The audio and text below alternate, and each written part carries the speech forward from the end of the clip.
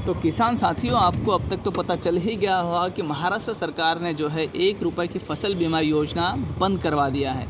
अब इसमें सरकार का कहना है कि जो नए स्कीम सरकार बता रहा है उसमें किसानों को डायरेक्ट जो है फ़ायदा मिलने वाला है। जब तक आप किसानों को पता नहीं होगा कि पहले क्या स्कीम था और अब क्या मिल रहा है, तब तक आपको पता ही नहीं चलेगा कि सरकार जो बोल रहा है आपके फ़ायदे की बात, वो सच में बोल रहा है कि नहीं। तो सरकार चूल्हा ना लगा पाए, इसलिए जो है आपको अपडेट रहना ज़रूरी है और अपडेट मिलेगा हमारे इस चैनल पर। बता देते हैं हम जो पहले 1 रुपये की स्कीम था उसमें क्या फ़ायदे थे। तो 1 रुपये के स्कीम में आपको पूरे खेती के लिए 1 ही रुपये देना होता था और आपकी फसल की किसी भी तरीके से नुकसान हो, चाहे कटाई के टाइम पे, बुआई के टाइम पे हो गया, या फिर आपके नैसर्गिक आपदाओं के कारण, चाहे बाढ़ आ गया हो या फिर नैसर्गिक आग लग गया हो, या फिर कुछ भी कारण हो जिसकी वजह से अगर आपकी खेती की कोई भी नुकसान होता तो उसके हिसाब से आपको जो है पैसे मिलते थे। अब ये सारे तरीके से में से सबसे ज़्यादा पैसे जो मिलते थे वो था नैसर्गिक आपदा में, मतलब नेचुरल तरीके से जब भी कोई आपका फसल ख़राब हो जाता था।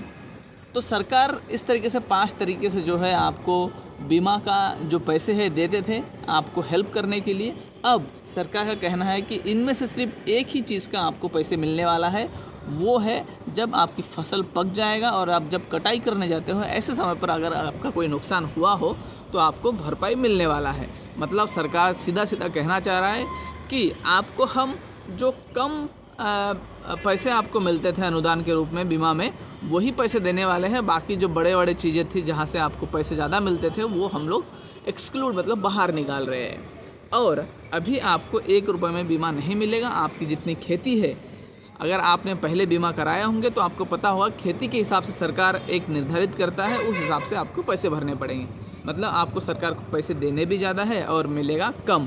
तो सरकार का कहना था कि हम जो है कुछ सालों के अंदर किसानों का फसल जो है या फिर मुनाफा जो है डबल करने वाले हैं। तो यहाँ पर डबल आपका हुआ है कि नहीं आपको तो खुद ही पता होगा, लेकिन सरकार जो है आपके पेट में एक तरीके से लात मारने की कोशिश करी है, जहाँ तक मेरी समझ है। लेकिन आपकी समझ अगर कुछ अलग है तो आप कमेंट करके बता सकते हैं।